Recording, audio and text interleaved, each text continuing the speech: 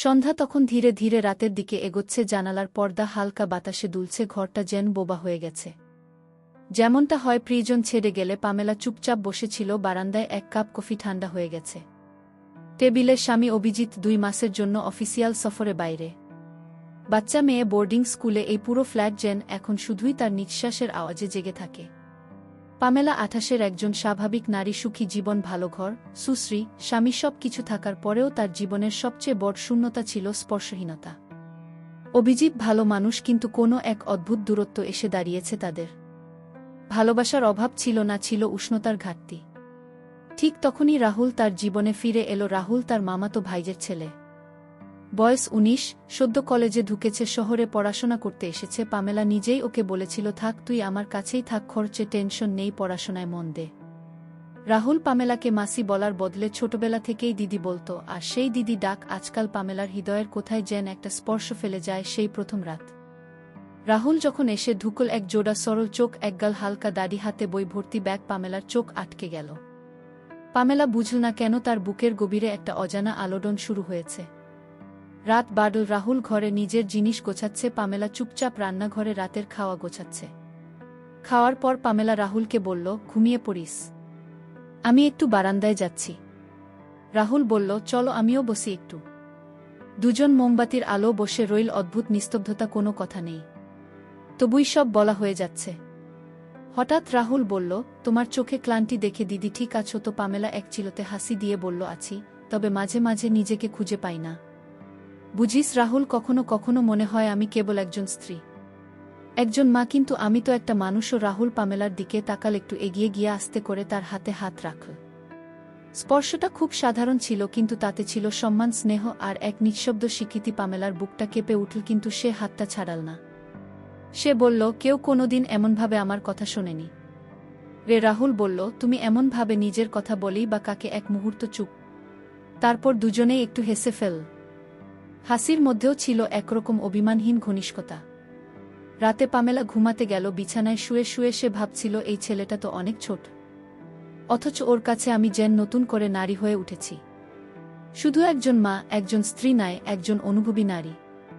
সে জানে এই অনুভব সমাজে নিষিদ্ধ মনে হতে পারে, কিন্তু এই অনুভব বাধ্যতামূলক কিছু নয়।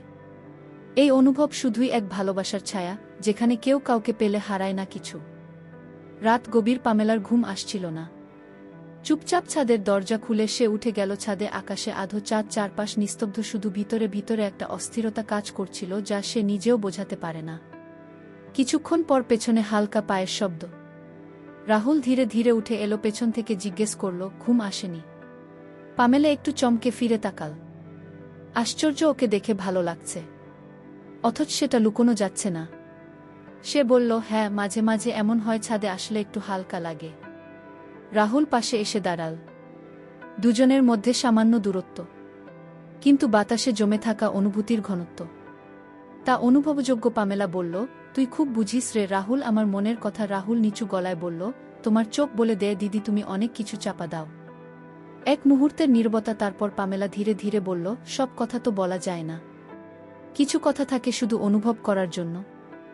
রাহুল পামেলার দিকে তাকিয়ে রইল, চোখে চোখ একটানা, না কোনো লজ্জা, না কোনো দ্বিধা। এই চোখে যা ছিল তা কোনো নাম দিয়ে বোঝানো যায় না, তা ছিল ভালোবাসার সম্মানিত প্রকাশ। পামেলার হৃদয় ধীরে ধীরে গলে যেতে লাগল। সে একটু কেঁপে উঠল ঠান্ডা হাওয়ায়, অথবা অন্য কোনো উত্তাপে। রাহুল ধীরে এসে তার পাশে দাঁড়িয়ে কাঁধে একটা চাদর জড়িয়ে দিল। স্পর্শটা হালকা কিন্তু গভীর। পামেলা অন্যমনস্কভাবে হাতটা রাহুলের হাতে রাখল। অজান্তেই রাহুল আস্তে করে হাতটা শক্ত করে ধরল। দুজন দাঁড়িয়ে রইল, হাতের উত্তাপ আদান প্রদান করতে করতে। একটা মুহূর্ত হাওয়া থেমে গেল যেন। পামেলা রাহুলের মুখের দিকে তাকাল, আস্তে করে বলল, তুই যদি কখনো ভুল কিছু ভাবিস, জানিস আমি তোকে দোষ দেব না। আমি জানি আমি নিজেও অনেক অনুভব আজ আর লুকাতে পারছি না। রাহুল এক ধাক্কায় তার চোখে চোখ রাখল, একটু এগিয়ে এসে মুখটা কাছে আনল। ধীরে ধীরে পামেলার কোতালে একটি চুমু দিল। কোনো তাড়াহুড়ো নয়, কোনো অন্যায় আবেগ নয়। এই চুমুতে ছিল শ্রদ্ধা, আকাঙ্ক্ষা আর এক অনুচ্চারিত প্রেম। পামেলা চোখ বন্ধ করে ফেল, চুপচাপ দাঁড়িয়ে রইল। কপালেও ঠোঁটের উষ্ণতা যেন হৃদয়ের গভীরে ছুঁয়ে যাচ্ছিল। কোনো কথা হলো না, তারা ছাদে দাঁড়িয়ে থাকল, একে অপরের নীরবতায় জড়িয়ে। ছাদ থেকে নেমে পামেলা নিজের ঘরে ঢুকে দরজা বন্ধ করেছিল ঠিকই, কিন্তু মনের দরজা যেন খোলা রয়ে গিয়েছিল। রাহুলের সেই কপালে হালকা চুমু এমন কিছু ছিল না যা আপত্তিকর। তবুও যেন একটা অদ্ভুত স্রোত বইছিল শরীরের ভেতর, ঘুম এলো না। রাত ৩টা। পামেলা উঠে বসে জানালার দিকে তাকিয়ে থাকল। এক কাপ জল খেতে গিয়ে সে দেখল রাহুল এখনও জেগে আছে। ডাইনিং টেবিল এ বই খুলে বসে আছে। পামেলা আসতে গিয়ে বলল, ঘুমাসনি? রাহুল একটু হাসল। তুমি তো ঘুমাওনি। আমি ঘুমাবো কিভাবে? পামেলা চুপচাপ দাঁড়িয়ে রইল। রাহুল উঠে এসে বলল, চলো একটু বারান্দায় বসি। দুজন আবার বারান্দায়। কিছু শব্দহীন মুহূর্ত, চোখে চোখ, শুধু হাওয়ার ফিসফিসানি। রাহুল ধীরে ধীরে বলল, তুমি জানো আজ রাতটা আমার জীবনের সবচেয়ে সুন্দর রাত। পামেলার চোখে জল চলে এলো, কিন্তু মুখে হাসি। সে বলল, সুন্দরত্ব কিভাবে আসে জানিস রাহুল? যখন কোনো ভালোবাসা কাউকে দমিয়ে দেয় না, বরং মনের ভেতরে সমস্ত অন্ধকার আলো ভরে দেয়া। রাহুল আসতে বামে তার হাত ধরল। এই প্রথম ওর চোখে ছিল কোনো দ্বিধাহীন আকাঙ্ক্ষা। পামেলা কিছু বলল না, তবে ওর চোখ বলে দিচ্ছিল আজ আর সে কিছু ঠেকাবে না। রাহুল ধীরে এগিয়ে এসে পামেলার কাঁধে হাত রাখল। আঙুলের ছোঁয়ায় পামেলার গায়ের রোম দাঁড়িয়ে গেল। তারপর একটি নিঃশব্দ আলিঙ্গন। পামেলা রাহুলের বুকে মাথা রাখল। এমন অনুভব অনেক দিন পায়নি সে। এটা যেন কোনো পাপ নয়, বরং এক শুদ্ধ অনুভব, যেখানে একজন নারী একজন পুরুষের বুকের মধ্যে নিজের ভাঙা সত্তাকে আশ্রয় দেয়া। রাহুল ধীরে ধীরে তার চুলে হাত বোলাতে লাগল। চুমু খেল পামেলার কপালে, তারপর গালে। পামেলা চোখ বন্ধ করল। এবার ঠোঁট রেখে দিল। পামেলার ঠোঁটে সেই প্রথম চুমু, কোনো হটকারী স্পর্শ নয়। এ ছিল সম্মতিতে গড়ে ওঠা একটি অনুভবের ভাষা। তারা অনেকক্ষণ ধরে একে অপরকে চুমু খেয়ে রইল নিঃশব্দে, নির্ভয়ে। পামেলার ঠোঁটের কাঁপুনি রাহুলের ঠোঁটে এসে মিলিয়ে গেল। শরীর নয়, মন কথা বলছিল এই চুমুতে। পামেলা হঠাৎ বলল, রাহুল, আমি জানি আমরা কি করছি, কিন্তু তবুও এটা কোনো ভুল নয়। তুই আমা আজ নতুন করে বুঝতে শিখিয়েছিস আমি কে। রাহুল বলল, আমি কোনো পরিচয় তোমায় ছুঁইনি দিদি, আমি শুধু একটা হৃদয়ের ভাষায় তোমায় চেয়েছি। রাতের সেই গভীর চুম্বনের পর ঘুম আসেনি ঠিকঠাক, কিন্তু ভোরের আলো পামেলার চোখে যেন এক নতুন প্রশান্তি। রাহুল বারান্দায় চুপচাপ বসেছিল, কফির কাপ হাতে। পামেলা যখন পাশে এসে দাঁড়াল, ও শুধু বলল, তুমি অনেক সুন্দর সকাল নিয়ে এলে দিদি। পামেলা একটু হেসে বসে পড়ল ওর পাশে। তারা একসাথে কফি খেল। কাপের গায়ে গায়ে লাগা হাত যেন জানিয়ে দিল তারা আর দূরে নেই। বাড়ি নিস্তব্ধ, শুধু রান্নাঘরে খুটখাট শব্দ। পামেলার রাহুল একসাথে রান্না করছিল। মাঝে মাঝে হালকা ধাক্কা, চামচ তুলে দিতে গিয়ে হাত ছোঁয়া। আর একটা সময় রাহুল পিছন থেকে পামেলার কোমরে হাত রাখল। পামেলা একটু থেমে গিয়েছিল, কিন্তু সরায়নি। রাহুল আস্তে করে পেছন থেকে তাকে জড়িয়ে ধরল। পামেলার পিঠে ওর কপাল ঠেকল। তুই জানিস তোর এই স্পর্শ আমাকে ভীষণ নির্ভরতায় ভরে দেয়া, পামেলা ফিসফিস করে বলল। রাহুল ধীরে ধীরে তার ঘাড়ে আলতো চুমু খেল। একটা দীর্ঘ মুহূর্ত পামেলা চোখ বন্ধ করে ওর হাতে নিজের হাত রাখল। দুজন বিছানার পাশে বসে গল্প করছিল। পামেলা বলল, অনেক বছর পর মনে হচ্ছে কেউ সত্যিই আমার কাছে এসে বসেছে, শুধু শরীরের জন্য নয়, আমার নিঃশব্দ না বলা কথাগুলোর জন্যেও।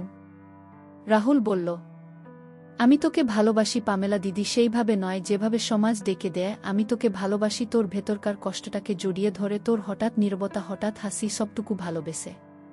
পামেলা কেঁপে উঠল। তারপর নিজেই রাহুলকে কাছে টেনে জড়িয়ে ধরল।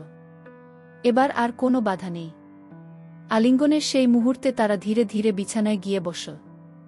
একটানা চোখে চোখ, দুইটা হাত একসাথে। রাহুল তার গাল ছুঁয়ে বলল, আমি যদি কখনো শুধু তোমার উষ্ণতায় নিজেকে হারিয়ে ফেলি, তবুয়া তুমি আমায় ভুল বলো না, কারণ আমি আসলে তোমাকেই খুঁজছি দিদি, সেই তুমিটাকেই যাকে কেউ কখনো ছুঁয়ে দেখেনি। পামেলার চোখে জল চলে এলো। সে রাহুলের মুখে একটা মৃদু চুমু দিয়ে বলল, আজ আমার সমস্ত জট খুলে গেল, তুই যা দিস সেটাই আমার পূর্ণতা।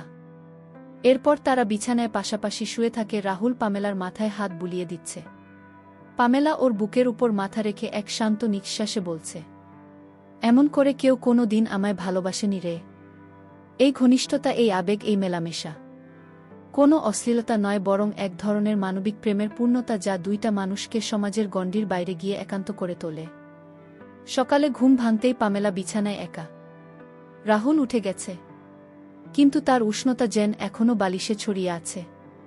সে জানালার ধারে গিয়ে দাঁড়াল। আলো এসে মুখে পড়তেই পামেলার চোখে ধরা পড়ে এক অদ্ভুত প্রশান্তি এবং একটা না বলা ভয়। আচমকা পেছনে এসে রাহুল জড়িয়ে ধরে, আজ তোর মুখটা দেখেই সকালটা সুন্দর হয়ে গেল। পামেলা হেসে পেছন ফিরল না, শুধু বলল, তুই জানিস আমাদের যা ঘটছে সেটাকে সমাজ কখনো স্বাভাবিকভাবে দেখবে না।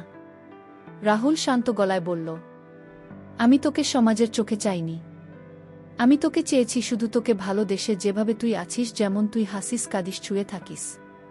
পামেলা ধীরে ওর মুখের দিকে তাকিয়ে বলল, তুই জানিস এই ভালোবাসাটা আমি বহুদিন পর অনুভব করলাম, যেটা শুধু শরীরে নয়, মনে জাগে, যেখানে একটুখানি স্পর্শ সারা গায়ে জোনাকির আলো ছড়িয়ে দেয়।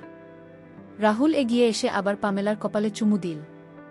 এই চুমুতে কোনো তাড়াহুড়ো নেই, কোনো কামনা নয়, এই যেন এক স্থিরতা, ভালোবেসে পাওয়া ঘরের মতো অনুভূতি।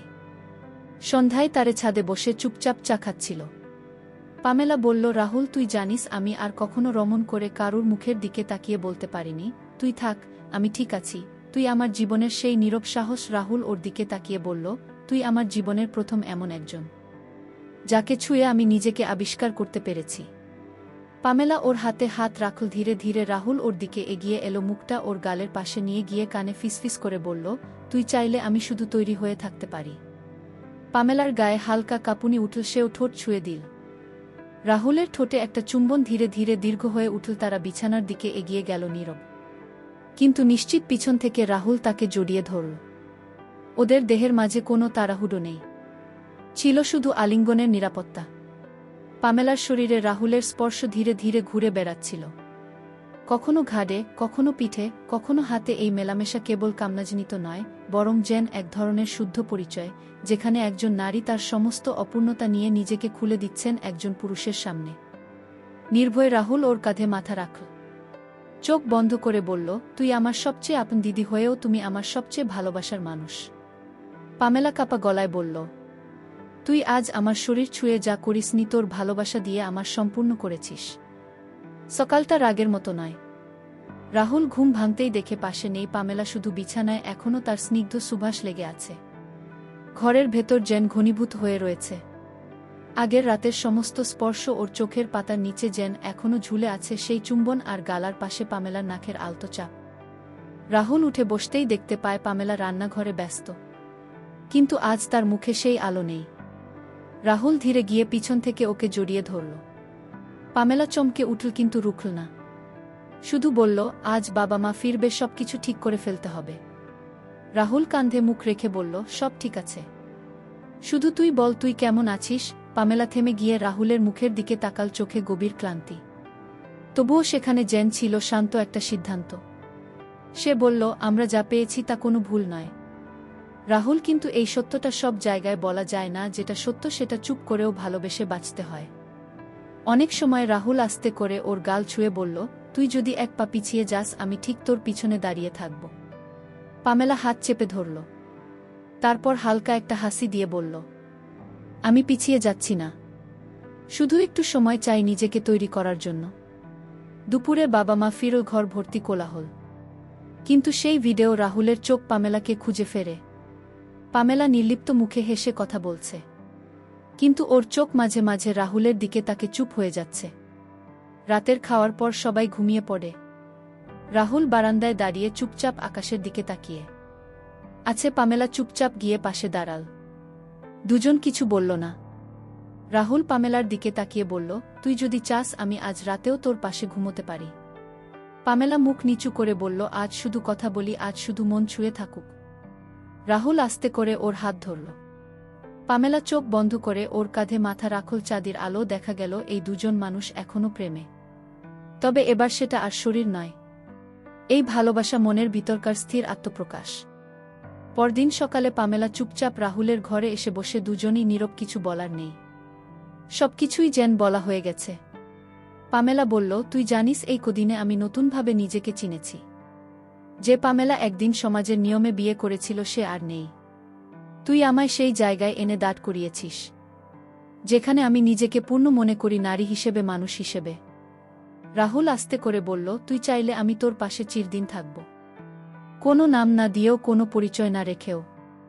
পামেলা একটু হাসল, আমার এখন কাউকে প্রমাণ করার কিছু নেই। রাহুল, তুই আমাকে যা দিয়েছিস তাতে আমি অনেক বেশি পেয়েছি।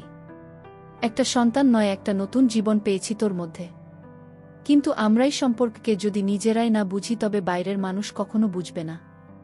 রাহুলের দিকে তাকিয়ে বলল, তাহলে এবার কি করবি তুই? পামেলা বলল, আমি থাকব এই বাড়িতেই, তোর মা বাবার মেয়ে হয়ে, তোর বন্ধু হয়ে। যে মানুষ আমাকে ভালোবেসে আবার বাঁচতে শিখিয়েছে, তার পাশে থেকে তাকে ভালোবেসে নির্বে জেগে থাকব। রাহুলের চোখে জল এসে গেল। সে বলল, তুই যা চাস আমি তাই, শুধু আজ রাতের একটা কথা মনে রাখিস, তোর হাত আমি ছেড়ে দেব না, কখনো না। ভুল হোক বা অনুচ্চারিত, তুই আমার সমস্ত সত্য। পামেলা হেসে বলল, ভালোবাসা যদি সত্য হয় তাহলে সমাজের পরোয়া করে না, আর যদি না হয় তাহলে সম্পর্কের সংজ্ঞা দিয়ে লাভ নেই। দুজন একে অপরকে চুপচাপ জড়িয়ে ধরল।